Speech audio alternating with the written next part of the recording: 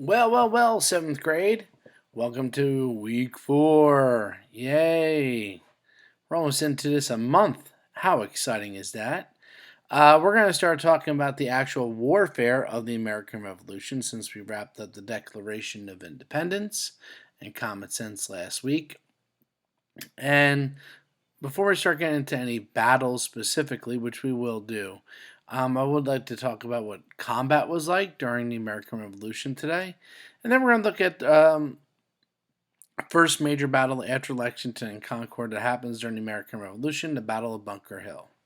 So let's get into it. Oh, if you recognize who this guy is, kudos of applause to you. Culturally aware seventh graders who are aware of, relevant cultural American icons like Rocky Balboa. Rocky Balboa, to me, is a great analogy of the American forces, the Continental Army during the American Revolution. Um, if you watch the Rocky movies, which you should at some point in your life, please do. You should start with Rocky 1. And now, if you've watched the Rocky movies, you see that eventually he becomes a champ of the world and he's like this unstoppable boxer. But in the first movie, he is a schlub. He is a schmo. He is a loser. He's like, got nothing going on in his life. And by a strange set of circumstances, he gets the shot of a lifetime to get into the ring with Apollo Creed, who is the champ of the world. He's undefeated, never been knocked down, won pretty much every match with a knockout. He is a juggernaut. And here's this guy who's a loser, who's been a punching bag his whole life, somehow gets a shot to step into the ring with the champ.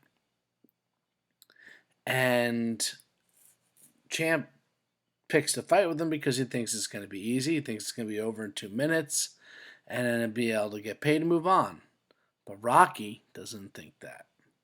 And when Rocky gets into the ring with him, he tries to use every small little window of opportunity that he can whenever the champ lets his guard down just a little bit, especially in the beginning of the fight because he doesn't think it's going to be, he thinks it's going to be a cakewalk. He hits the champ with everything he has. Now, the champ, after getting knocked down and realizes, wow, this guy's going to fight me, starts hitting him. And now Rocky not only has to be able to take those small little windows of opportunity and hit the champ hard when he gets a chance, but he has to take a beating upon a beating upon a beating and not go down. And if he gets down, he's got to get up and keep on fighting. The Americans, to me, are like Rocky because they don't get many opportunities. But when they do get an opportunity, they hit the champ, who in this case is the British, with everything they've got. Everything they've got. And they get beat up real bad in this war. They lose more battles than they win. They lose far more soldiers than the British do. They pay a heavier price in this war. But through every test, every trial, every difficulty, the Americans refuse to be knocked out. You might hit me down, but you're not knocking me out. And I will keep fighting and fighting and fighting. And by the end of the fight in Rocky 1, the champ, he doesn't want to fight anymore. He's ready to give up. He gets saved by the bell as Rocky's hitting him, and the champ whispers, "There ain't going to be no rematch. I never want to fight you again." The champ was ready to give up. And that's what the Americans need to do to the British. They have to take a beating and hit them when they get a chance, to when the British say, "I just don't want to fight you anymore." So, the major goal for the Americans is to outlast the British. Outlast them. Like Rocky, don't get knocked out. Most of the major battles are fought traditionally, and most of the major battles that are traditionally fought, the British, who are the world champs, win. But the small little skirmishes, those small little skirmishes in between, are fought using guerrilla warfare, using hit and run ambushes, not major attacks, but wearing down your enemy over time. And Washington's army is small, most of his soldiers are poor, they have to face many hardships, starvation, disease, weather. Mother Nature will kill far more American soldiers than the British will. And they have to, once again, keep on going, not give up. They just have to keep on fighting. So, what I'm going to be doing is I have a couple little video clips to kind of illustrate what we're going to be talking about. Firearms during this time period are pretty difficult to load and they're very inaccurate. And we're going to watch a clip of somebody firing 3 shots in 45 seconds. And this is like a marksman. This is somebody who practices this, who's really good at shooting a Brown Bess musket. Well, let's take a look at what it's like to fire a weapon during this time period.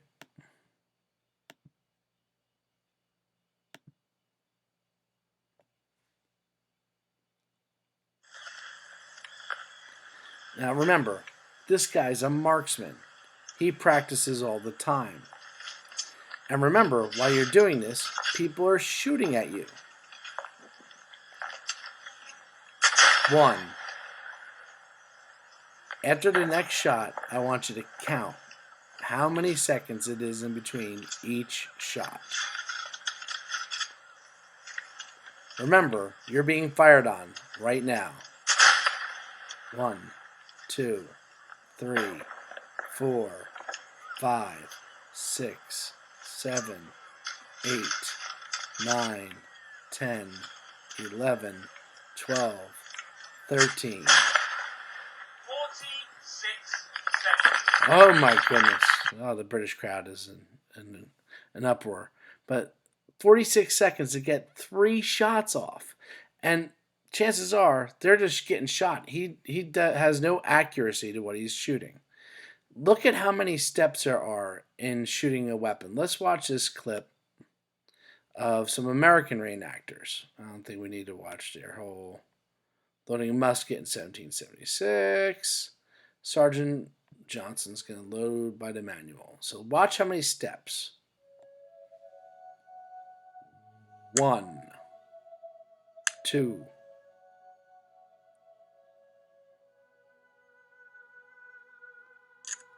3. Yummy. 4, 5, 6. Get in there. Get that in there. 7. Push that in. You're getting shot at all the time. 8. Take that out. Put it back in. 9. 10. 10 and a half. 11. 12. Oh, that's a lot of steps to fire one weapon. And usually what would happen in warfare during this time period, you were facing each other in lines. Almost imagine a football game where you have 2 lines going at one another, trying to push or break through each other's. And the lines would march in rows and they would alternate. Those weapons, those muskets, can't be shot from laying down. You have to be upright to shoot it. So you would have a drummer keeping a beat. So as one section of the line is firing, another one is loading. As another one is loading, the other one is firing to keep that firing in rapid progression. And you'd be firing in the general direction of the person's line because the bullets, again, are not accurate. They're bouncing all over the place. So you're just hoping you hit somebody in your line. This is a clip from the Battle of Monmouth reenactment. It happens in June in New Jersey every year. So here you see the British having a pretty strong line with fenced defenses, and the Americans are pretty much out in an open field getting shot at. You can see different sections of the lines firing at once. Here, this one's about to fire over here, while this one's loading up. Some fake person went down.